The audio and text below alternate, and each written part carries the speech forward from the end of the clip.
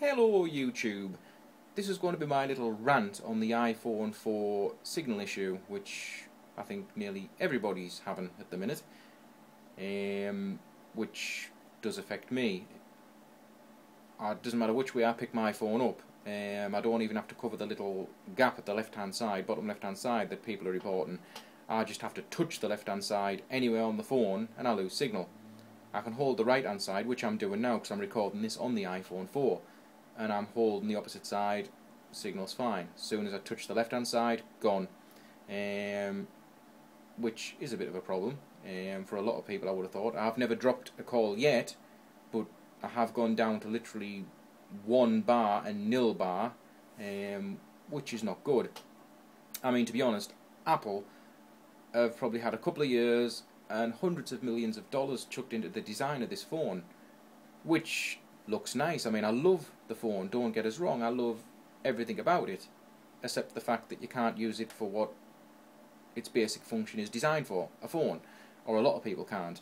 And I can't understand how Apple missed it. Surely every part of the design stage of this phone was tested in some way, and tested extensively, and I could understand if they missed something with the camera or something to do with the apps or the software or something like that, but to miss the fact that if you pick the phone up you lose signal, so you can't use it as a phone. I mean, that's its basic function. A phone, it's in the name, iPhone, and if you pick it up and you lose signal, you might as well be sticking a very, very posh iPod to your head, because you can't really make a phone call with it, and if you can, the signal quality, because of the way thing, is just dreadful. So you know, I don't understand what's gone on there. And Mr. Jobs' response to that is hold the phone different. Well, everyone holds the phone different. No one holds it the same, and basically you put it in your hand and you stick it to your ear and you make a call. So what's it matter how you hold a phone? There is no right or wrong way to hold a phone. You should just be able to pick it up and stick it to your head and make a call. And if you can't do that, that's a design flaw, that's a fault. And their response to that as well is, well, stick a cover on it, or we'll sell you this bumper that probably cost us like £1.50 to make, and we'll sell you it for like 30 quid. Like, come on, no. If your phone has got a fault and we need a cover to fix that fault, you should supply the cover. You shouldn't be charging us a fortune for it. It's your phone. Your phone has the fault, you know. So come on, Apple, get your fingers out. And the thing they've said about, oh, it's a iOS problem, a software problem. It's not. It's a physical thing. It's touching the phone.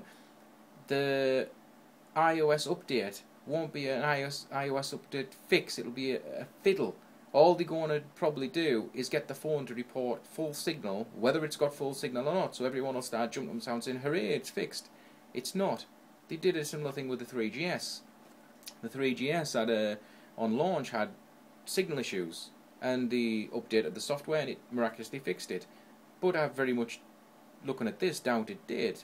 They just got the phone to report full signal, whether it had full signal or not. So to me, that won't make any difference.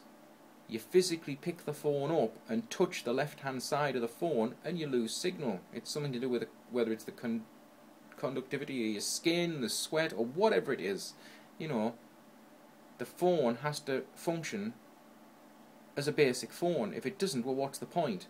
And obviously they're not going to do a product recall, I would have thought, which are some of the rumours, because it'd cost a lot of money to get all these phones back and replace them. And what's the point? They just replace them with another phone that has the same problem. Again, I know people on YouTube and on the forums have said they don't have a problem, it doesn't do it for them. Maybe it's just the lucky ones, but there must be 80 or 90% of people who have the iPhone are reporting a problem with reception, so there's something seriously wrong. And to be honest, it wouldn't be acceptable with any other product. You know, you wouldn't climb into a car in a car showroom place and they say, well, it's fine, but if you touch the steering wheel you may crash. You know what I mean? It doesn't work properly, but we'll supply you, if you buy this other steering wheel. You just walk away. It would be a laugh. But Apple seem to be getting away with it. And like I said, I don't get us wrong, I love the phone, I love the features. It's a nice phone, but it has to be able to function as a phone, and for a lot of people it doesn't, so it's not good enough. It's just people now sitting around wondering what's going to happen, waiting for a magic software update, which, like I said, I don't think will actually do a great deal, apart from mask the problem. Or you buy their very expensive bumper, or put it in a case. But like me, I don't like putting my phones in cases. I know it protects them to stop them getting scratched, but I just don't like putting them in cases. So why should I buy a case that I don't want to fix a fault with Apple's phone? And if you look at that, Apple, as far as I'm aware, have never released a cover for a phone. And then all of a sudden, the iPhone 4 comes along. It's got this wonderful band running around the outside, which acts as the antennas, and there's a fault with it. And then, miraculously, Apple release a cover that just covers that band. It doesn't protect the screen or the back. It just covers that band. And miraculously, it seems to solve the problem for a lot of people, which is fair enough. But doesn't that sort of tell you that maybe Apple knew there was a problem, was too near the end of production, too near launch day, they couldn't fix the problem, so bring out a bumper, try and mask the problem, because they did try and push it really hard with the phone itself, but just for the fact it only covers that rim around the edge, which just happens to be where the phone's major fault is that just coincidence, or is it not, or is it just people getting paranoid? You know, who knows? Only Apple know. So if you agree with anything I've said, leave a comment. If you disagree, leave a comment. But like I say, I'm not dissing the phone at all. I'm not an Apple hater. I'm not actually an Apple lover. I'm sort of right in the middle. I like the iPhone, I always have, but I'm not a complete nut about Apple. So, you know, I'm easy either way. I just wanted it to operate as a phone, and it doesn't. So, like I say, any iPhone lovers out there, don't think I'm hating it and, you know, the other way around. I'm not. It's just, it's a product, it has a fault, it needs sorting out, and not a lot seems to be happening.